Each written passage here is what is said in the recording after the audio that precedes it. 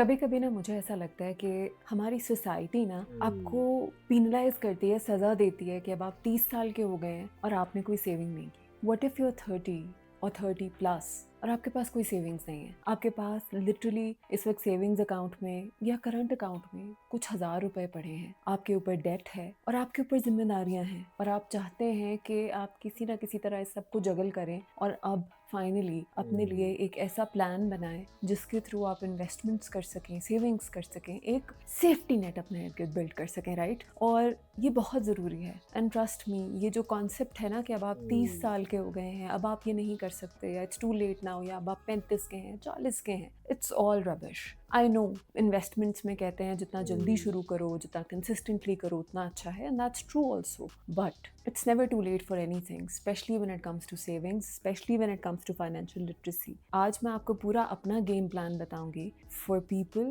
who are over 30 और उनके पास savings नहीं है and they want to start. So let's deep dive into this. और इससे पहले कि मैं आपको डिटेल्स बताऊं, मैं आपसे रिक्वेस्ट करूंगी कि अगर आप इस चैनल पे सब्सक्राइब नहीं है तो please do subscribe and share the content with your friends and family members, because जितने लोगों की हेल्प हो सके उतना ही हमारा मकसद ऑफ फाइनेंशियल इंक्लूजन पूरा होगा। सबसे पहले क्या करना होगा, अब आप 35 के हैं, आपके बैंक अकाउंट में लिटरली कोई पैसे नहीं है। सबसे पहले ये चीज़ होगी कि आप ऑनेस्टली बैठेंगे और चॉक आउट करेंगे कि हुँ। आपके पैसे, आपकी नेटवर्थ क्या है, क्या चीज़ कहाँ मौजूद है। और अगर आपके पास डेट है, डेट से मेरी मुराद है आप किसी ना किसी तरह कर्जे में हुँ। हैं, आपने किसी से पैसे उधार लिए हुए हैं, फॉर इंस्टेंस आपने क्रेडिट कार्ड पे कुछ परचेजेस की थी या आपने किसी के कोई भी पैसे वापस करने हैं, आप उसको सबसे पहले लिखें फॉर इंस्टेंस कि कितने हुँ। इंटरेस्ट रेट पे या कितने सूद पर या कितने किस तरह के टर्म्स पर आपने उसको पैसे वापस करने हैं। हुँ। गाड़ी तो नहीं लीज कराई हुई, घर का रेंट अगर आप देते हैं और आपने कोलैटरल किया हुआ है या कोई मॉर्गेज है, ये सब आप लिखें। ठीक है, अब आपने इसको साइड पे कर दिया।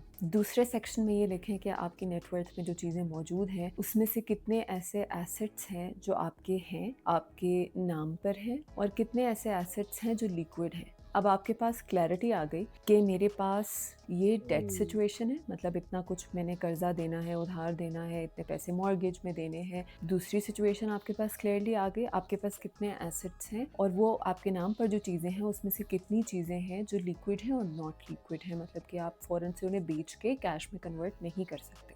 अब तीसरी चीज़ आप बहुत इंपॉर्टेंट है वो करेंगे, अपनी एक स्टेटमेंट हुँ। बनाएंगे जिसमें आप लिखेंगे कि आपके एक्सपेंसेस क्या हैं और उसमें से नेसेसिटीज कौन सी है, right? So for instance I intentionally kept this cup of coffee here because even though it's a very good cup of coffee, but I think it's not a necessity, right? And if you can't have it, given कि आपके पास बहुत कर्जा है और आपकी situation कुछ ऐसी चल रही है कि आपको उससे डील करना है, तो this is not a necessity, right? मगर आपका रेंट आपकी नेसेसिटी है, आपके बच्चों के एजुकेशन की फ़ीस आपकी नेसेसिटी है, और इस तरह की बहुत सी जो भी नेसेसिटीज़ हैं आप उसको लिखेंगे। और एक और डिटेल्ड वीडियो मैंने इसके ऊपर पूरी बनाई थी जिसमें मैंने आपको ये फाइनेंशियल रूल्स बताए थे। अब जब आपने अपने आप से ऑनेस्टली ये कॉन्वर्सेशन की है कि मेरे कितने खर्चे हैं जो कि इनएविटेबल है, मुझे करने ही करने हैं हर महीने, आपके पास एक अमाउंट निकल आएगी जो कि आप पोटेंशियली सेव कर सकते हैं, राइट?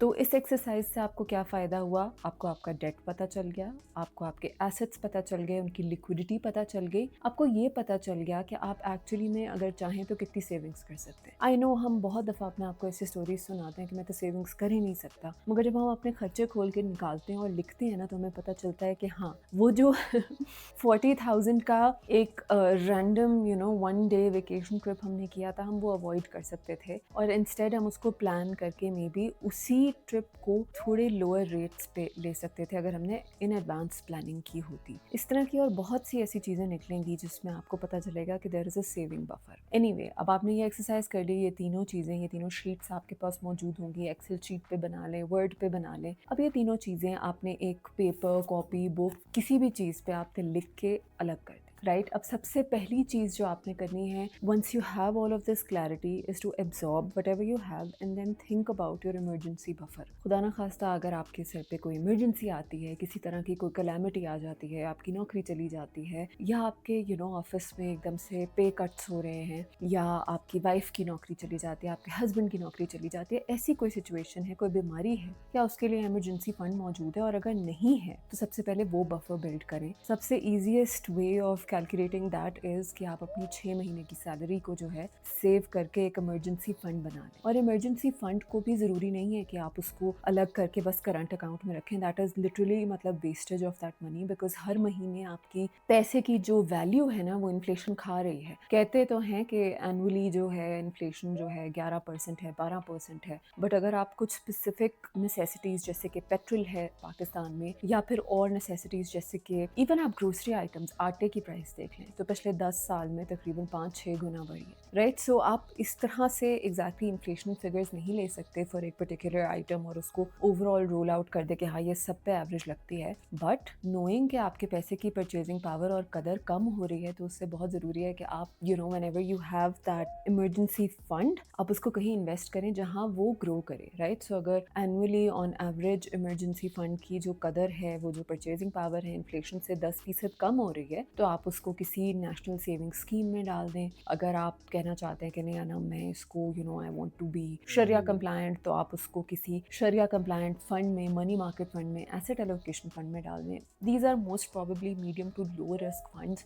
ये आपको साल के तकरीबन 10 से 12% तो दे ही देंगे। तो आपकी इन्फ्लेशन का जो एक प्रेशर है ना वो आपके इमरजेंसी फंड को टच नहीं करेगा। तो आज जो वो 6 महीने की तनख्वाह है जिससे आप जो कुछ ले सकते हैं वो अगले साल भी ले सकेंगे। Now set that aside, right? So हमें गलती बहुत ज़्यादा करते हैं कि हम जैसे ही सोचने लगते हैं कि वो अब मैं 30 का हो गया या 35 का हो गया और अब मेरे पास कोई पैसे नहीं है, तो हम जल्दी जल्दी जाके जो है ना स्टॉक्स खरीदना शुरू कर देते हैं। तो ये स्टेप करना बिल्कुल ज़रूरी नहीं है। आई थिंक सबसे पहला स्टेप ये है कि आपने शीट बनाई। दूसरा स्टेप ये है कि अब आपने अपना इमरजेंसी फंड बनाया और अपने इमरजेंसी फंड को भी आपने एक ऐसी सेफ जगह पे पार्क कर दिया जहाँ पे वो एक्चुअली अपनी कदर नहीं खो रहा। This is a very smart and wise move by. अब तीसरी चीज़, लेट्स एड्रेस आपके डेट्स, राइट? सबसे पहले आप उस डेट को एड्रेस करें जिसके ऊपर सबसे ज़्यादा आपको सूद लग रहा है, ठीक है? जिसके ऊपर फॉर इंस्टेंस अगर हम क्रेडिट कार्ड पे डेट लेते हैं तो उस पर कभी कभी लिटरली 35% मार्कअप भी लग रहा होता है। हम गाड़ी लीज पे लेते हैं तो उसके ऊपर काफ़ी हाई रेट्स ऑफ मार्कअप लग रहे होते हैं। इस डेट को क्लियर करना बहुत ज़रूरी है। तो अब वो जो 20% सेविंग्स आपकी हो रही है ना इमरजेंसी बफर के बाद,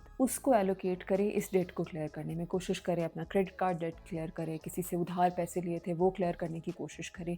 जो भी टर्म्स एंड कंडीशंस में सबसे ख़तरनाक है ना वो वाले डेट क्लियर करें, ठीक है? पाकिस्तान में I know credit card that is not that common, लोग इतना कॉमनली यूज़ नहीं करते हैं, मगर मैंने इतनी फजूल लीजिंग टर्म्स देखी हुई हैं स्पेशली कार्स की, इवन फॉर स्मॉलर कार्स, के लोगों से वो इतना मार्कअप चार्ज कर रहे होते हैं। एक ऑल्टो का, एक मेहरान का, एक कल्टस का, एक स्विफ्ट का, जो कि उस गाड़ी की रियल वैल्यू के ऊपर लिटरली उन्हें 10 से 15% का लॉस कर रहा होता है। तो प्लीज़ अगर आपने गाड़ी लीज़ की हुई है तो उसकी टर्म्स को जाके गौर से देखें और कोशिश करें कि जितनी जल्दी हो सके आप उस लीज़ को क्लियर करने की कोशिश करें, राइट? उसको प्रोलॉन्ग ना करें, because leasing terms are usually the worst. अब आपने अपने डेट को क्लियर कर लिया, आप चलते हैं स्टेप नंबर 4 की तरफ। This is the most important step and people have mistakenly twisted it for you, not intentionally, mistakenly, right? और वो है इन्वेस्टमेंट्स। अब आपने इमरजेंसी फंड बिल्ड कर लिया, डेट क्लियर कर लिया, आपको पता चल गया कि आप कितना सेव कर सकते हैं। अब आप आते हैं इन्वेस्टमेंट की दुनिया में और आप कहते हैं यस फाइनली मैं 35 का हूँ, 40 का हूँ, 30 का हूँ या 30 की हूँ और अब मैं इन्वेस्टमेंट स्टार्ट करूँगी, अब मैं इंश्योरेंस लूँगी, XYZ सब करूँगी। और आप करते हैं वो गलतियाँ जो कि हम सब ने बहुत दफ़ा की है, राइट? आप कहते हैं कि बस अब मेरे पास ये 5,000 रुपये की सेविंग है या लाख की सेविंग है या 10 लाख की सेविंग है और अब मैं इससे हज़ारों स्टॉक्स खरीद लूँगी। और मोस्ट प्रॉबेबली बिकॉज आप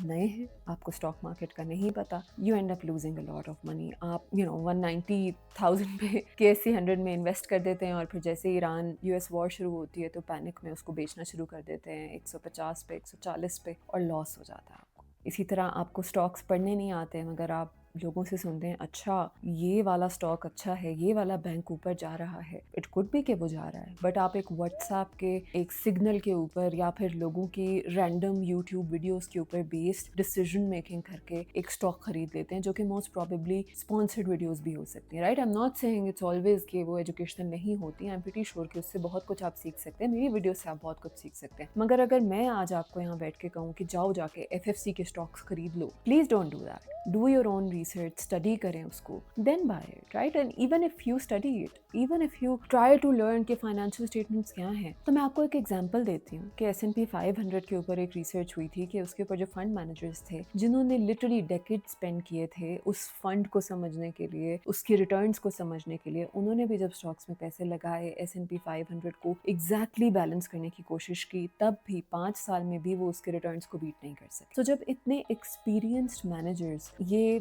इस तरह की डाइवर्सिफिकेशन नहीं कर सकते कि वो एक इंडेक्स को बीट कर सके और राइट टाइम पे डिसीजंस ले सके, तो हम we can't compete with that. तो इट्स बेटर कि हम एक सेफ साइड अप्रोच लें, और specially when you are 30 plus, आपके most probably you are married, you have kids, you have responsibilities, और आप चाहते हैं कि आपके पास अब एक रिटायरमेंट प्लान सॉलिड हो। आप उतना रिस्क नहीं लेना चाहते, मे बी आप रिस्क लेना भी चाहते हैं, तो आप ऐसे रिस्क लेना चाहते हैं कि आप साथ साथ सीखें। तो द बेस्ट वे इज कि आप एक ऐसे फंड की तरफ बढ़ें जो आपको मे बी थोड़ा सा लो रिस्क आपके सेविंग्स को ऑप्टिमाइज करे, देन मे बी थोड़ी सी हाई रिस्क इक्विटी फंड्स में रिस्क थोड़ा सा हाई होता है, रिटर्न भी अच्छा होता है, वहां पर जाएं। And then once you balance your savings over there, then I think it's the right choice कि तब आप सीखें कि स्टॉक्स क्या चीज़ है, वीडियोस देखें, फाइनेंशियल स्टेटमेंट्स पढ़ें, बुक्स पढ़ें, and then start investing in stocks. And I think Pakistan में लोगों को ये चीज़ पता है। तकरीबन आप कह लें कि पाकिस्तान में 18% ग्रोथ हो रही है in investments in mutual funds. Pakistan में लगभग millions of people are investing in mutual funds while only 500,000 people are investing in stocks, because ये stocks की नॉलेज जो है ये कॉम्प्लिकेटेड है, इसको समझने में टाइम लगता है, राइट? सो इसलिए money market funds are a very wise option. Low risk होता है, मोस्ट प्रोबेबली गवर्नमेंट के सिक्योरिटीज से लिंक्ड होते हैं, तो आपको साल का 8 से 12% तक के बीच में रिटर्न मिलता है। आपको जहाँ पे भी लो एक्सपेंस रेशोज मिले, जहाँ पे एक अच्छा फंड मैनेजर मिले जो आपके कंसर्न्स को समझे, वहाँ पे जाके इस पे इन्वेस्टमेंट करें। And I am not saying कि आप 100% मनी मार्केट फंड में चले जाएं या एसेट एलोकेशन फंड्स में चले जाएं या इनकम फंड में चले जाएं, आप उसे बैलेंस कर सकते हैं। आप जा सकते हैं एक लो मीडियम हाई रिस्क स्ट्रैटेजी से कि आप अपना मे बी 30% जो है वो आप इक्विटी फंड में इन्वेस्ट कर दें, और बाकी का जो है उसको मनी मार्केट फंड्स जो कि बिल्कुल लो रिस्क है उसमें मे बी आप 40% लगा दें, और बाकी का जो 30% बचे वो आप बाकी एलोकेशन फंड्स में लगाएं, right? So this is a very balanced approach. और फिर उसके बाद ऑन टॉप ऑफ इट आपकी जो सेविंग्स हो उसे आप स्टॉक्स में समझ के PSX में इन्वेस्ट करने लगे। But again once you doing all of this, एक और चीज़, एक फिफ्थ टिप जो मैं आपको देना चाहूँगी जो कि VPS है, and it's very important specially क्योंकि यूर इन योर 30s, आप एक प्रोफेशनली एक्सपीरियंस्ड शख्स हैं, आपके पास सॉलिड बैकग्राउंड है, एंड मोस्ट प्रॉबेबली आप एक हायर इनकम टैक्स ब्रैकेट में आते हैं, बिकॉज आप अभी स्टार्ट नहीं करें अपने करियर को। जब आप एक हायर इनकम टैक्स ब्रैकेट में आते हैं, फॉर इंस्टेंस आपका सालाना 20%, 30% या इवन 15% टैक्स भी कट रहा है, तो VPS is a very good option for you. उसमें आपने बेसिकली ये करना है कि आपने वही पैसे जो आप सेव कर रहे हैं उसमें थोड़ी सी डिविजन करनी है, और सोचना है कि सेविंग्स फॉर इंस्टेंस आप मैं लाख रुपए सेव कर रहे हैं, उसमें से 80,000 रुपए मैं डालूंगा फंड्स में इस तरह से कि वो मैं जब चाहे निकाल सकूं, वो लिक्विड है, राइट? तो मैं जब चाहे एक्सट्रैक्ट कर सकता हूँ मनी फ्रॉम म्यूचुअल फंड या कर सकती हूँ, और जब चाहे डिसीजन ले सकती हूँ। उसके लिए हो सकता है थोड़ा से मुझे रिडीम करने के लिए फी पे करनी पड़े, but it's fine, right? You decide that. But वो लाख में से जो 15-20 हज़ार रुपए हैं जो आपको अभी इमीडिएटली नहीं चाहिए क्योंकि आपका एक इमरजेंसी फंड भी बना हुआ है, वो आप पेंशन फंड में डाल सकते। पेंशन के ऊपर पाकिस्तान में इतने प्रिविलेजेस हैं जो कि लोगों को नहीं पता, और वो ये है कि अगर आपकी पेंशन के ऊपर एक प्रॉब्लम है कि वो आपके 60 साल की एज तक के लिए लॉक हो जाती हैं, तो दूसरा फायदा ये है कि उसमें आपको टैक्स नहीं लगता। सो फॉर इंस्टेंस अगर आपने वो 20,000 रुपए टैक्स से बचाने के लिए पेंशन फंड में डाल दिए, तो आपकी इनकम जो टोटल इनकम सालाना है जिसके ऊपर वो टैक्स लग रहा था 20% का, अब वो उस 20,000 पर से 20% का टैक्स नहीं लगेगा और आपको वापस मिल जाएगा, right? So that's such a huge plus, right? So for instance अगर आपकी सैलरी आपको महीने की लाख रुपए मिल रही थी, तो अब आपको 1,10,000, 1,15,000 सैलरी मिलने लगेगी, which gives you more money to invest more in pension, right? मगर ऑफ कोर्स इसमें कैच ये है कि वो आपके पैसे लॉक हो जाएंगे 60 साल की उम्र तक, और अगर आप उससे पहले निकालने की कोशिश करते हैं तो as far as I remember जो लास्ट रेगुलेशन थी उसके ऊपर पिछले 3 साल के एवरेज टैक्स रेट लगता है, राइट? सो ये एक कैच है, but I think it's a very good scheme. आपको बहुत फ़ायदा होता है। म्यूचुअल फंड्स में एक बात जो लास्टली मैं इन्वेस्टमेंट्स के ऊपर आपसे कहना चाहूँगी कि लोग बहुत परेशान होते हैं कि टोटल एक्सपेंस रेशो है और PSX में तो वो नहीं है, वो 2-3% मैं क्यों दूँ? गिवन द फैक्ट कि आपको PSX का इतना नहीं पता अभी, आप म्यूचुअल फंड्स में अगर 3% एक्सपेंस रेशो देते हैं और 10% रिटर्न्स लेते हैं तो आपके पास 7% रिटर्न्स आ गए, राइट? वो फी निकाल के। PSX में just because you don't know आप 8% लॉस कर लेते हैं। दैट्स ऑफ कोर्स लिटरली अगर आप कंपेयर करें वो 7% गेन वर्सेस 8% लॉस, 15% का डिफरेंस है। So think on those lines and plus work on your skill set, right? आप साथ साथ फाइनेंशियल स्टेटमेंट्स पढ़ें, साथ साथ सीखें कि ये रिटर्न्स कहाँ से आते हैं, कैसे आते हैं, कंपनी कैसे ग्रो करती है, उसकी फोरकास्ट कैसे देखते हैं, कैसे उसके कैश फ्लोज को समझते हैं, और साथ साथ ये सारे स्टेप्स पे काम करना शुरू करें। Trust me, you have to do it now. अगर अब आप ये सोचेंगे कि मैं तो ऑलरेडी ब्रोक हूँ, मेरे पास तो ऑलरेडी पैसे नहीं है और मैं तो 35-40 की हो गई हूँ या हो गया हूँ और अब मैं क्या कर सकता हूँ, तो you wasting time. Start today, because जितना जल्दी आप समझ जाएंगे कि ये सारे स्टेप्स आपकी ज़िंदगी के लिए कितने ज़रूरी हैं, आपको सुकून देने के लिए, मेंटल पीस देने के लिए, you'll thank me later. And do share this video with anyone who you think is disappointed. And yes, just wanted to share that. Take care. Allah.